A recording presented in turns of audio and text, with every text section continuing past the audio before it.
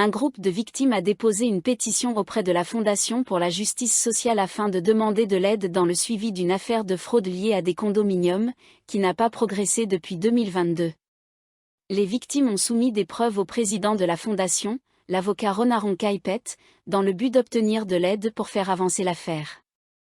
Narumon Simons, l'une des plaignantes, a expliqué qu'elle avait acheté un appartement dans un projet de condominium de luxe situé dans le district de Hangdong à Chiang Mai.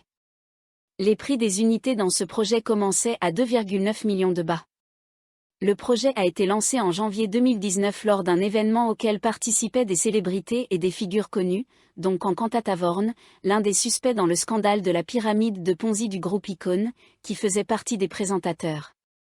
Madame Narumon a affirmé que le promoteur du projet proposait d'aider les acheteurs à générer des revenus en louant les unités.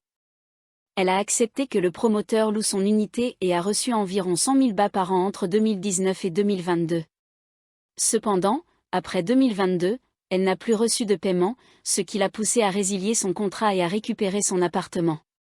Elle a découvert que son unité était occupée par des locataires chinois et qu'elle était en très mauvais état.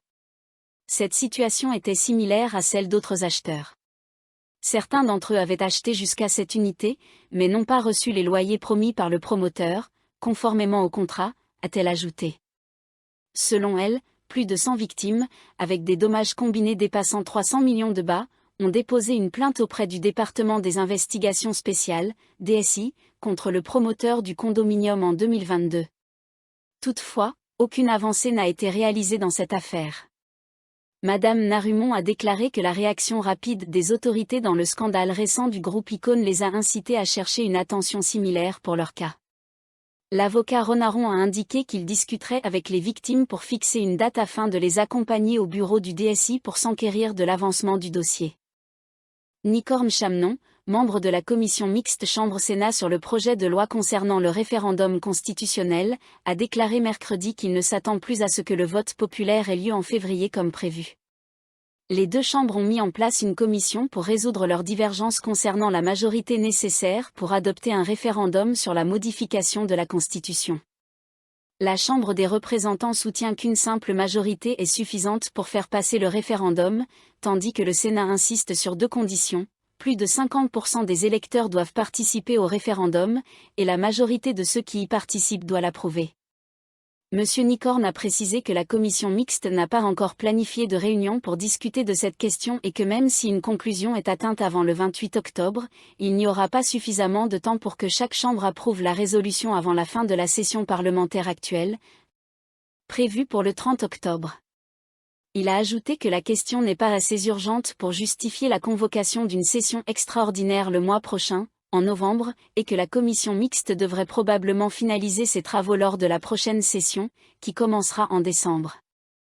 Bien que l'examen du projet de loi puisse être achevé et que la loi entre en vigueur, le référendum constitutionnel provisoirement prévu pour début février ne pourra pas avoir lieu comme prévu, a-t-il déclaré.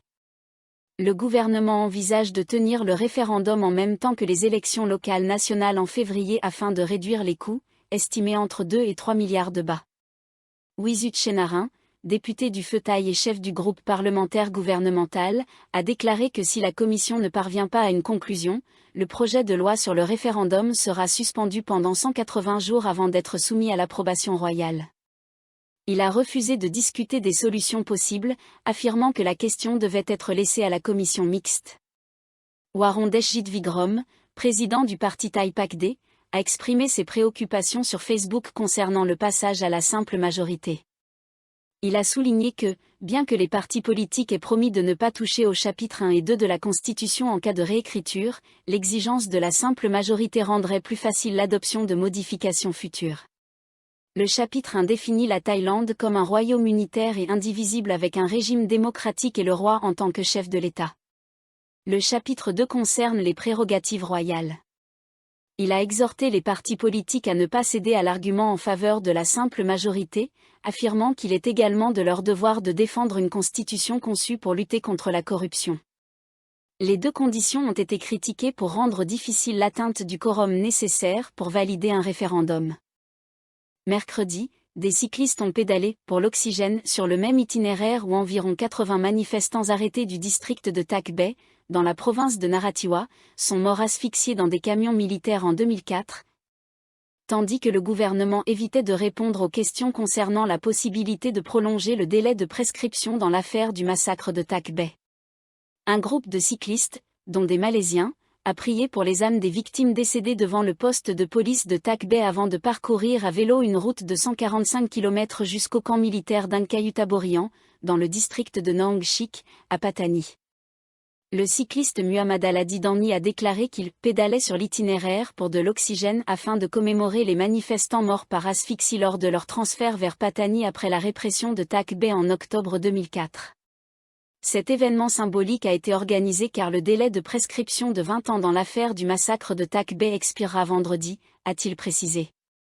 La police du poste de Nang Chik a facilité la circulation pour les cyclistes. Monsieur Muhammad Aladi a affirmé que tant que les 14 suspects impliqués dans cette affaire ne se rendent pas et n'entrent pas dans le système judiciaire, la frustration des habitants persistera et pourrait engendrer de futurs conflits.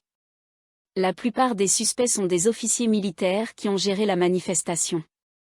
Pendant ce temps, la Commission nationale des droits de l'homme a publié un communiqué exhortant le gouvernement à indemniser les personnes affectées par le massacre de Tak Bay, car la répression des manifestants constituait une grave violation des droits humains et les responsables n'ont toujours pas été punis. Le Premier ministre Paetongtarn Shinawatra et le ministre de la Justice Tawe Sodsom ont évité les questions des journalistes concernant la possibilité pour le gouvernement d'émettre un décret exécutif pour prolonger le délai de prescription dans l'affaire Tak Bay. La violence de Tak Bay a éclaté le 25 octobre 2004, lorsque 1500 manifestants locaux se sont rassemblés devant le poste de police du district de Tak Bay, dans la province de Narathiwat, pour exiger bruyamment la libération de volontaires de la défense, détenus pour avoir prétendument remis des armes à des insurgés, alors que cela avait été rapporté aux autorités comme un vol d'armes.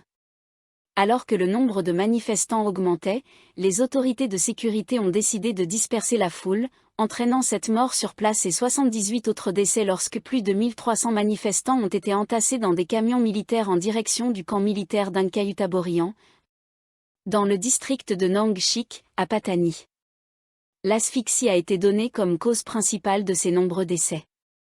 L'affaire Tak Bay s'est produite pendant le mandat du Premier ministre de l'époque, Thaksin Shinawatra. Patani, une bombe artisanale a explosé dans le district de Muam, dans cette province frontalière du sud, tard dans la nuit de mardi.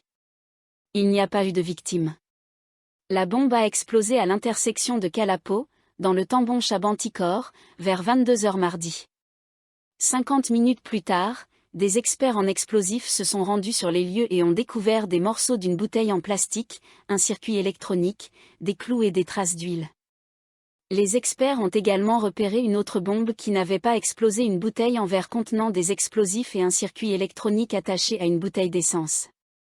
Les autorités ont détruit cette bombe à l'aide d'un canon à eau. Personne n'a été blessé et aucun bien n'a été endommagé par l'explosion. Les autorités ont indiqué que les bombes étaient conçues pour être déclenchées par télécommande et avaient été placées à l'intérieur d'un sac.